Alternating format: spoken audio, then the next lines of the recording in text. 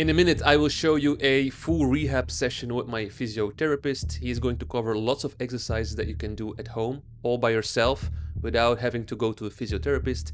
This video is made for everybody who is in need of exercises, but more specific for people who have a hard time going to a physiotherapist because it is very expensive or because it is a challenge in some countries. So if you appreciate the work that I'm doing, please give me a thumbs up, subscribe to the channel. For me, this is a way of showing me appreciation for the things that I'm doing for you, because believe it or not, I made this video especially for you guys. So give me a thumbs up, I deeply appreciate it. And then one more thing that I want to add, for some people this is going to be a little triggering, a little challenging, but my rehab has been very aggressive, meaning that I'm going to give you an example. In my case, I had to be 6 weeks in the sling post Latarjet surgery during the night, but since day one, when I was at home, I was allowed to take off the sling and already do certain movements.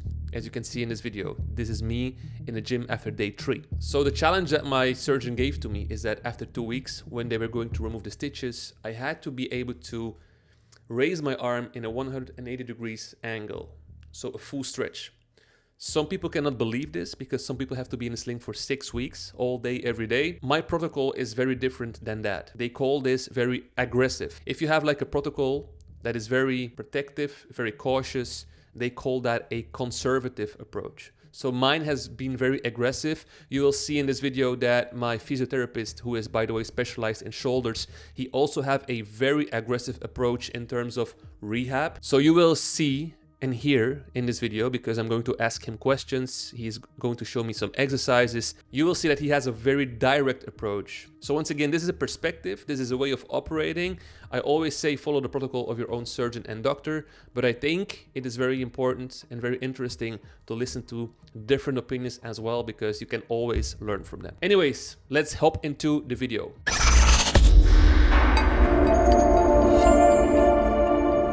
First, the most important thing would be to increase our mobility in flexion. So I'm going to give you an easy exercise you could easily do at home with a towel and a table.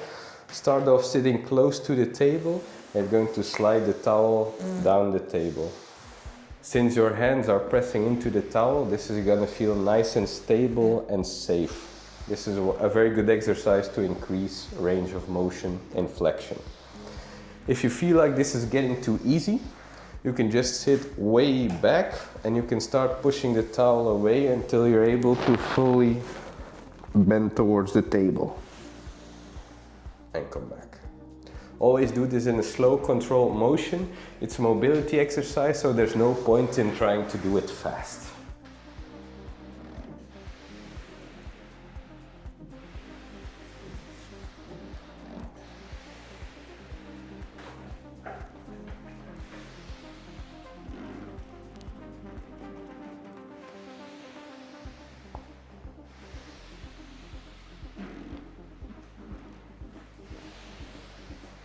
And if you want at the end, you can really hang into your arms.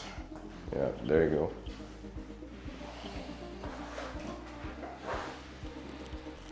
Perfect.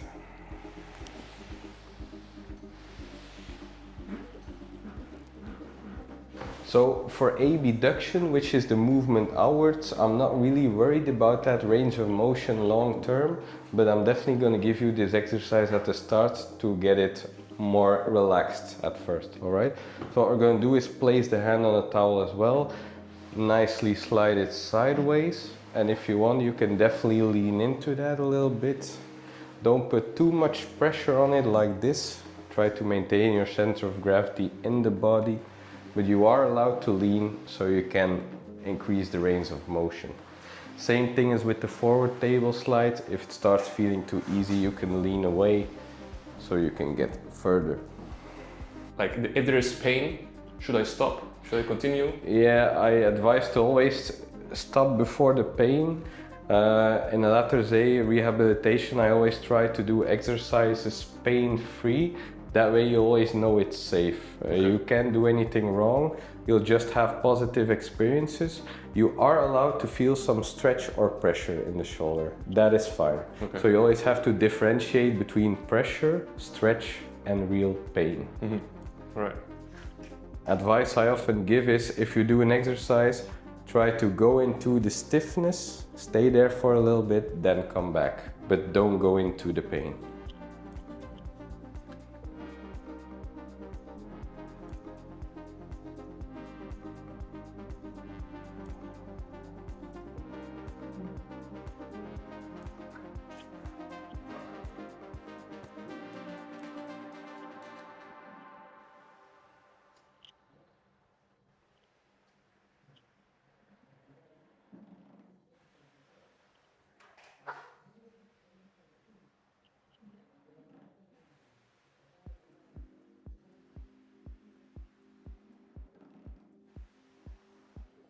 All right, so one of the movements your surgeon is most likely to ask you to avoid at first is external rotation, which on my right side would be doing this movement.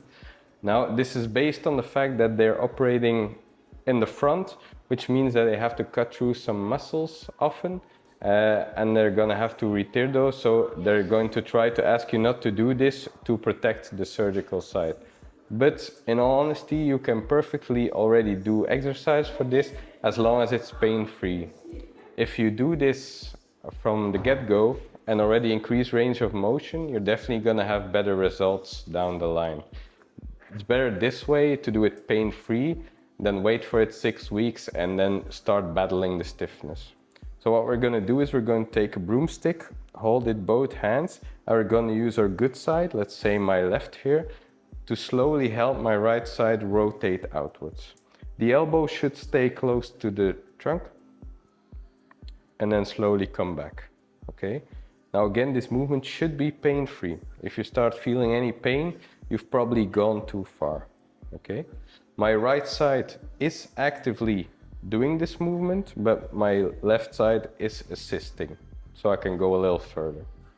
Doing this actively is going to make sure these muscles are relaxing better, and the range of motion is going to increase way better than if you were to do passive stretching. I think one of the questions that I would have about that, and people who have their own protocol from their surgeon or physio, some people are not allowed to do any external rotation for the first 6 weeks. Yeah. So I always say to those people, follow the protocol. But if I hear it correctly, because you coached me and I saw your approach to my surgery, you are not too conservative about that. No, definitely not. So how strong is the bone block? Because people are afraid that it will break. Yeah. What do you think about that? Actually, the reason they ask you to protect this is not majorly because of the bone block, but because of the surgical site where they have to cut through muscle tissue, fibrous tissue, fascia, etc., where they're scared that you're going to re-tear it by pulling it open, right? The bone block is fixed with screws, so should be very tightly fixed, okay? It's not fully fixated to the bone yet because it does take 6 weeks to heal, but you can always assume it's strictly and strongly fixed with the screws, because that's what the screws are for, all right? When we build a wardrobe, we're never scared it's just gonna fall off, so why would a tiny bone block fixed with screws fall off, right? We're not strong enough to pull it off.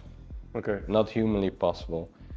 If it is badly screwed on or the bone block isn't congruent, meaning they're not the same size and not well fixed, then it's possible you have a malunion and it gets loose over time, but that is definitely not the standard concern, all right?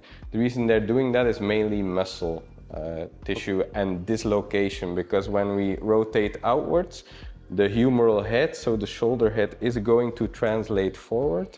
And if you've had a lot of dislocations in the past, the surgeons are mainly scared for another dislocation, which would mean the results of the surgery are getting worse, right? Okay. Always take in account a surgeon's concerns are mainly safety, while a patient's is mostly functionality. So I'm looking at it like if I was a patient, I would want the most functionality as soon as possible, which you can just safely do by pain-free exercise.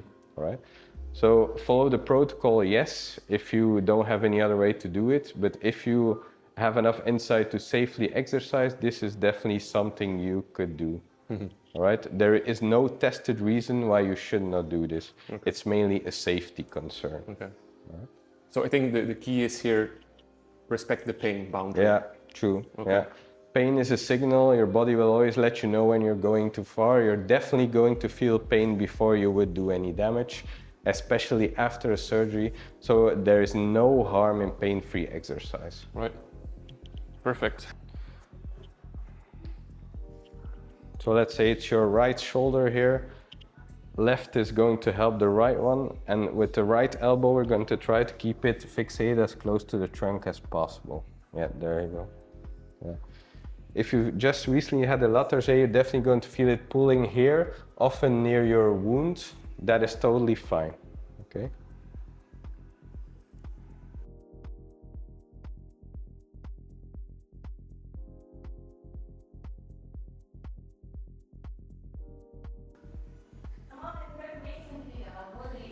Maybe important to say, this is definitely an exercise I would do after the sutures are removed. So I would not be doing this for the 2 weeks to protect the wound, but after that, if the wound is fully healed, no issues. Okay. So next one is for internal rotation, which would be the movement behind our backs. We're going to apply the same train of thought where we're going to try to do it as actively as possible, but with some assistance. Again, thinking my right side is the Latarjet side. I'm going to use my left to bring the stick behind my back and help my right one have a firm grip. Okay. From here, I'm going to try to actively move my right arm behind my back and use my left one to slightly assist. Same thing, you are allowed to feel some pressure or some pulling, but don't exercise into the pain. All right. Try to hold for a couple seconds, then slowly return to your starting position.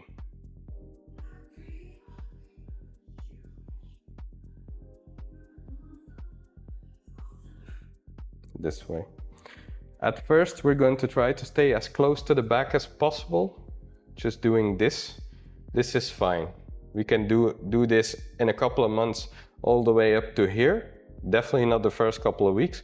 Only if you can already do this, we're going to start getting away from the back, because this asks a lot of requirements from the subscapularis muscle in front. We're just going to stay close to the back at first, so you can comfortably just slide along. So left side is going to pull the right side behind the back, but the right side is definitely actively helping.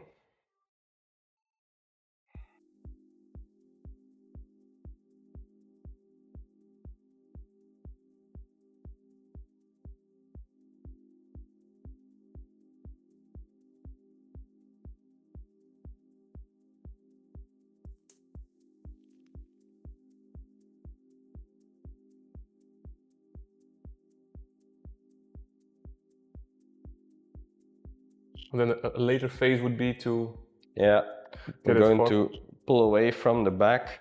That's way more workload on the rotator cuff muscles in the front. Definitely going to feel this pulling more. But our first concern is to just increase range of motion up the back as much as possible. So we're going along, we're going to assume range of motion is mostly fine now. Maybe you still have some slight issues, a couple of degrees somewhere you have to work on. No worries, okay? We're going to try to increase external rotation force now, so a strength exercise. A very good one that Dylan also struggled with big time is where we're going to use a towel again. If you have elastic bands, you can use this as well, but a towel will suffice. What we're going to do is we're going to apply pressure to the towel and pull it outwards. Okay. The good thing about a towel is you can always apply more pressure or less pressure. So the strength is up to you. Slight pressure on the towel, bent elbows, and we're going to try to lift the towel forward with perfectly vertical forearms while maintaining pressure on the towel. And we're going to come back. Okay. What you're often going to see in people who've had a Latarjet and have some strength issues in the rotator cuff is that the operated side arm is going to fall in. All right. This is an issue Dylan had as well at first. This is often a compensation where your body's trying to get it up still while it doesn't have the strength. Okay. Another way people are going to cheat often is by going out with the elbows. where your rotator cuff isn't doing much of the work, they should always stay in. If you actively go from this position to this position, you're going to feel the difference. Okay? So maintain slight pressure on the towel, go up. Okay? This is a very hard exercise, although it looks simple. Often you're going to feel some burning in the deltoid region or up to the back. This is good, okay? As long as you don't have any annoying pain in the front side, you are allowed to feel some burning in the back. This is just your muscles working. So apply some pressure to the towel and then lift straight up, yeah. And now you can see the cheats are getting back to Dylan because he was pushing his elbows out, yeah, and now he's trying to keep them in. And you can still see a little bit on the right side, he's still struggling with that. So it's definitely a good exercise to keep doing long term to maintain that strength of the infraspinatus here. Is that good? Or? Yeah, I would still ask you to keep your elbows in more. So if you're looking at the video, your elbows should be pointing directly forward. Yeah, this way, yeah. A good thing here is you have a realistic view. You can still see Dylan's right forearm slightly returning inwards, especially after a couple repetitions, which means Dylan should probably get back a little bit to doing those external rotation exercises. You could probably ask, functionally, if I'm able to do everything, but I still have this deficit, is that a problem? Well, probably not at the moment, but it could be further down the line, because you are going to need a strong posterior rotator cuff to maintain activities, especially if you've already had shoulder issues. Those rotator cuff muscles are way more important and you should definitely maintain those. Yeah, I can feel it. I can feel it here. So you should probably still be doing that. Maybe I'll let you do one with the elastic bands as well. The version we did. Right, I remember. First. So this just using an elastic band. I'm going to do the same exact exercise, which is going to try to actively pull your arm in, and you should be able to resist that going out. So if it was a perfect exercise, you can do another repetition, Dylan. We should be getting the forearm this way.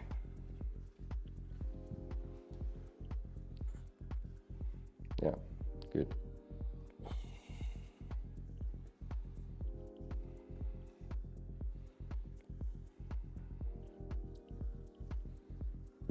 Yeah, I do feel it's not perfectly healed yet, or at least it's like a little deficit. Yeah, often in people who've had a lot of dislocations, the external rotation strength is a long haul. It takes a long time to work on, because if you had a lot of dislocations, your shoulder is definitely going to inhibit those muscles. You're going to have lost a lot of strength, and you're going to need to work on that long term to keep it good.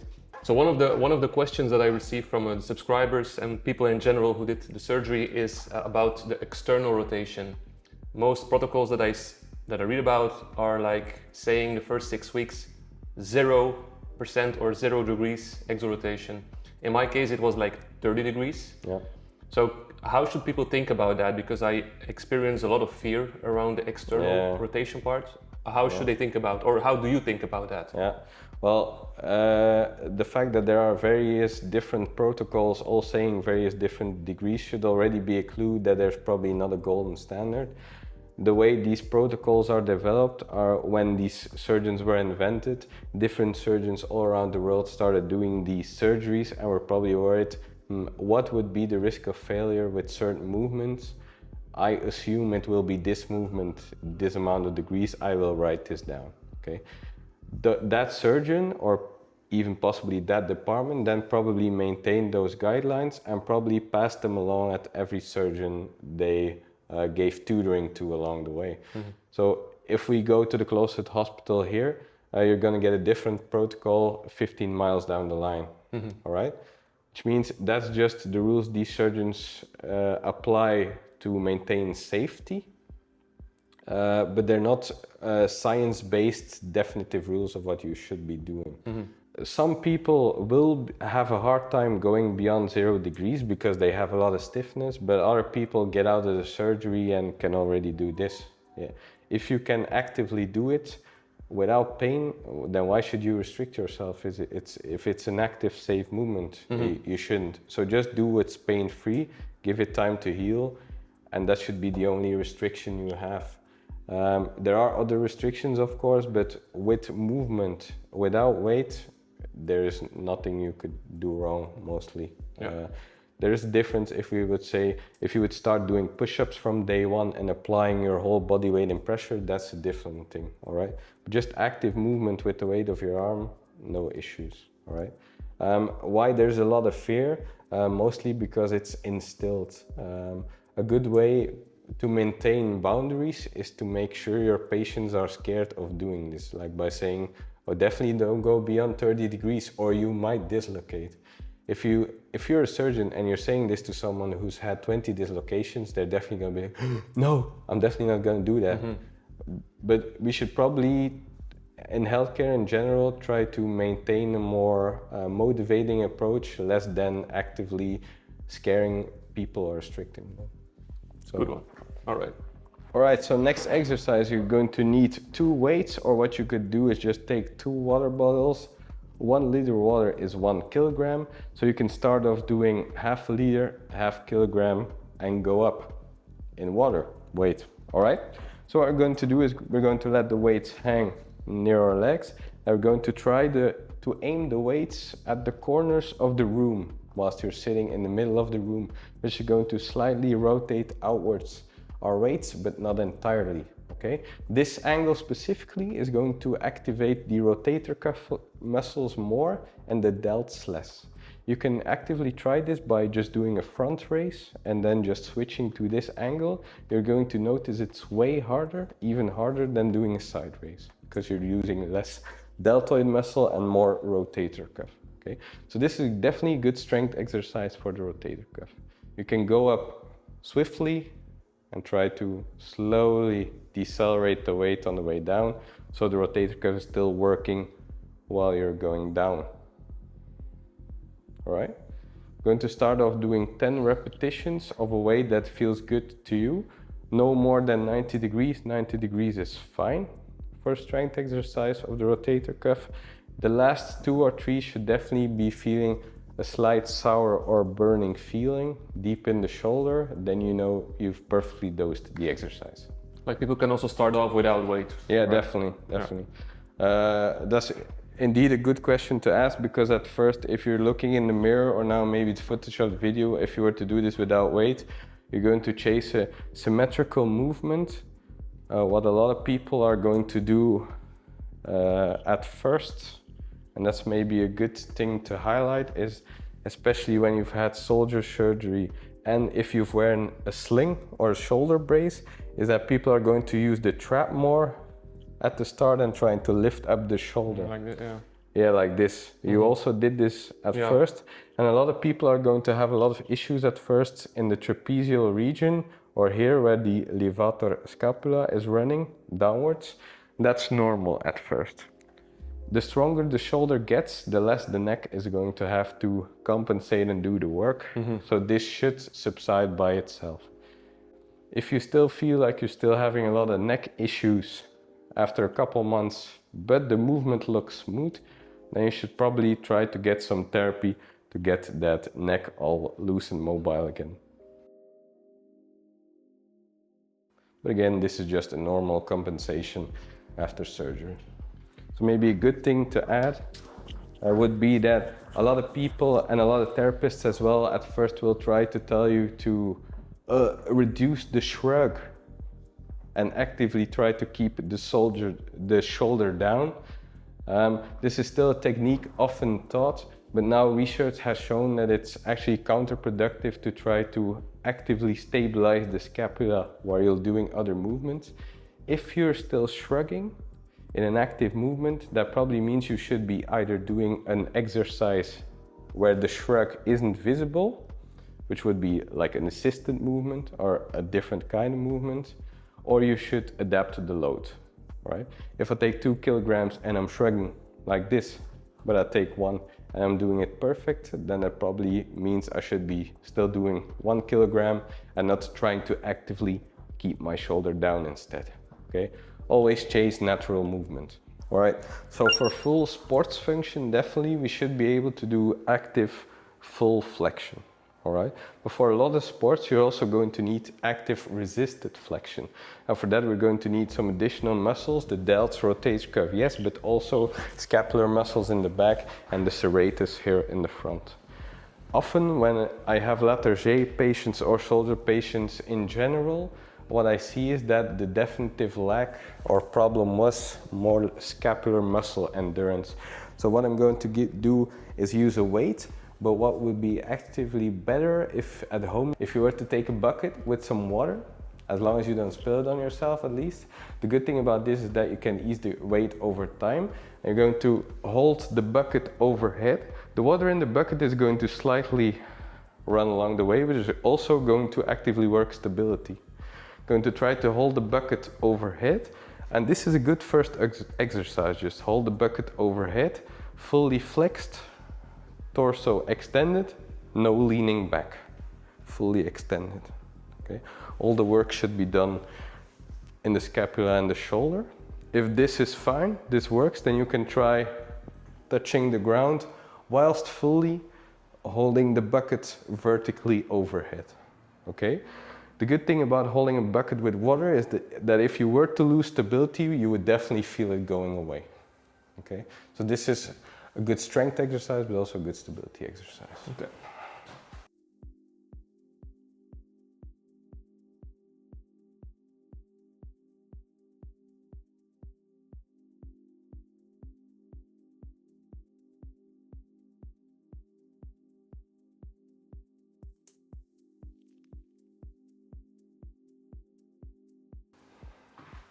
Do I have to look at it or?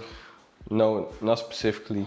Okay. It's actually better if you have sufficient weight, you won't need to look at it to keep it straight, because you'll definitely feel your muscles working enough and stabilizing, and that if you take a lot of weight and you're going to slightly move your arm 10 degrees outwards, then it's just going to fall.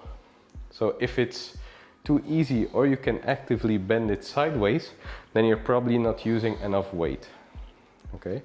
What you can also do, let's say you only have one weight, then you can take the same position. And what you can do is try to hold the weight vertically up. This is going to require more muscle work and stabilization. This is a good fix if you only have one weight.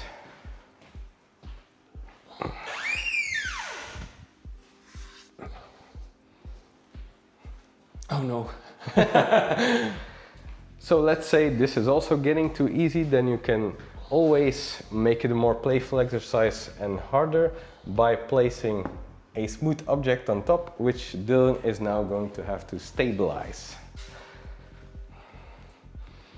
And if you slowly zoom in on Dylan's face, you can see the trauma returning from doing this exercise a couple months ago. Yeah. Yeah. So you can see it's still challenging to do this with a lighter weight. There you go. Nice. A very good strength exercise, long term, and a simple one is definitely push-ups, which you can progress over time. At first, we're always going to start off by doing push-ups with arms and knees, shoulder fully above the wrists, hip fully above the knees. Just going to start off doing it this way. The width you can choose yourself, but I would advise you to not do too close to the torso, because this would be possibly giving you the false impression that you have a lot of strength, while this way your triceps and delts are mainly doing the work. And if you've had shoulder surgery and you're going to do wide push-ups, it's going to feel much more difficult. So I would advise you to take about 1.5 distance shoulder width. Okay. Now at first, for almost everyone, doing push-ups from the knees is too hard at first, because it takes a lot of work from the rotator cuff, a lot of pressure on the shoulder. So I would start off by doing this a little ball or a little cushion, where you're just going to slightly touch the ball and return. Okay. The deeper you go, the more pressure on the shoulder. So this way you're going to be able to do it with less pressure on the shoulder.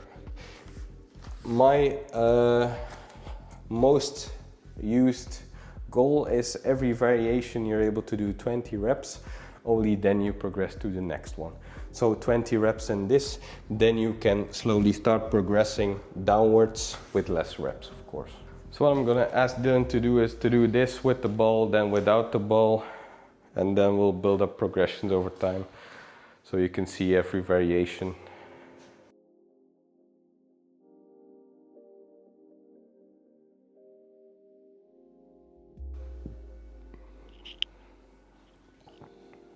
Is the position good? Yeah, it's perfect. Yeah. Slowly touch and go. Never just rest on the ball or cushion, just slightly apply pressure so you're still working on your lowest angle and then come back up. If you're able to do this, you can discard the ball, push it away and start doing it full floor depth. There you go.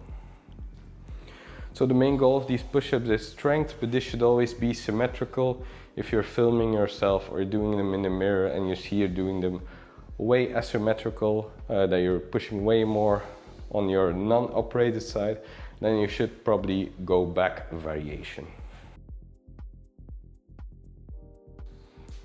Okay, this is also easy for Dylan, so I'm gonna ask Dylan to crawl a little bit forward so his knees are extended, still staying on the knees, but just crawling forward a little more so you're in half plank position.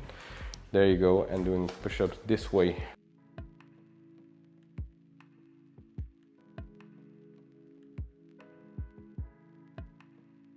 Maybe drop the pelvis a little bit so you stay in full plank position. Yeah, there you go.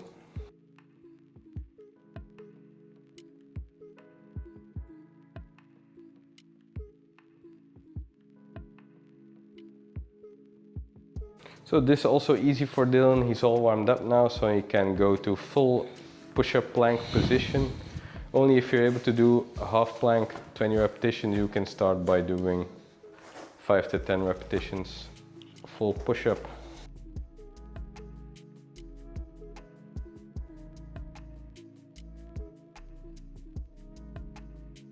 So this full push-up is already a good strength exercise. For a lot of people this will suffice. If you're doing contact sports, you can transition here into doing jump push-ups where you're going to explosively push up and make some height. So explosive push-up up and jump. Yeah. This is going to get some more impact in the shoulder, which is definitely going to happen if you do any martial arts or contact sports. This is definitely a variation you should be able to do. If you can do this easily, then you're going to try to make some height. So contact sports, impact, yes, but you're also going to need impact in all kinds of degrees. So Dylan is going to be in push-up plank position, full push-up position, and then he's going to try to jump onto the cushions. This is a test often used for rugby players who've had shoulder issues. And what you're going to try to do is you're going to try to build height until you've reached almost elbow height. Which would be kind of the golden standards often used for rugby players, for instance, who will always be doing tackles with the arm out of the body. Yeah, that's good. So another variation, not really a progression, but just a variation, is where you're going to do a full push-up and then push out vertically. So you're trying to use more scapular muscles. This is definitely good with people who still struggle with overhead position. You don't need weights for this. This is just an overhead push-up. And a good first variation also if you want to do handstand push-ups later or just static handstands.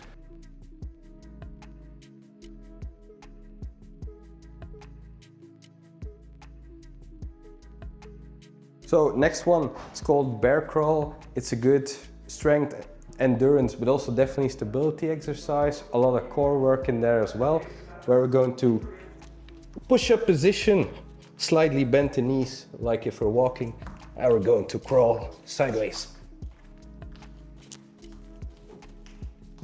This one you're just going to increase range day by day.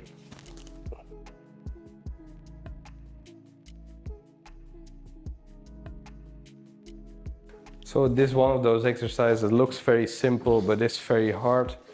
Definitely one of the hardest exercises to do. I often try to increase time with this, so you're just going to put on a timer.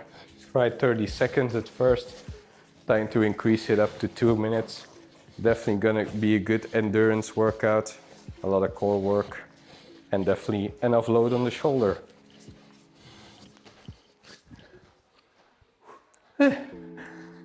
All right, so one we did with Dylan often, and this is also often used as a benchmark, is where we're going to hold the upper arm in 90 degrees perfectly, and we're going to try to outward rotate the arm to 90 degrees.